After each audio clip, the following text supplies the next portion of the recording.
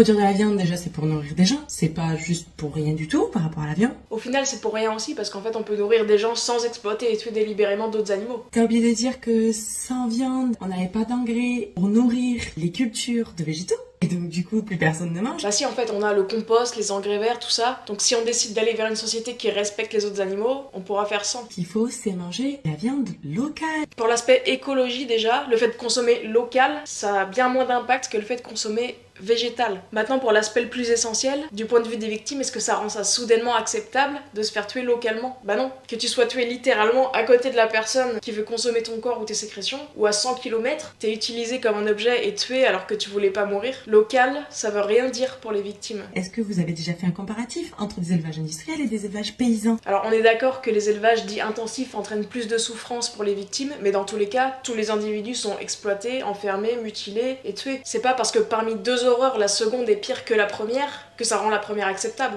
Et de jouer le jeu de ceux qui veulent nous faire manger de la viande artificielle. Bill Gates et compagnie d'ailleurs est super content de ta vidéo. Bah sinon tu manges des fruits, des céréales, légumes, légumineuses. De toute façon, la viande végétale est meilleure sur tous les plans, donc je vois pas trop ce que tu veux dire ici en fait. Le méthane qui est produit éventuellement par mes vaches est largement compensé par toute la biodiversité qu'il y a derrière. D'après cette large étude sur le sujet, il y a seulement entre 20 à 60% des émissions de méthane produites par les vaches qui sont compensées. Donc dans tous les cas, ce sont des émissions nettes évitables qui vont nuire ensuite à d'autres individus sentients en plus de ceux qui sont exploités. C'est tous les jours que je me fais insulter par les véganes. Les véganes parlent pas d'écologie directement, mais disent qu'on devrait vivre sans exploiter les autres animaux. Donc c'est pas du tout le même sujet. Hugo Clément, lui, considère que les autres animaux sont des objets ou des ressources.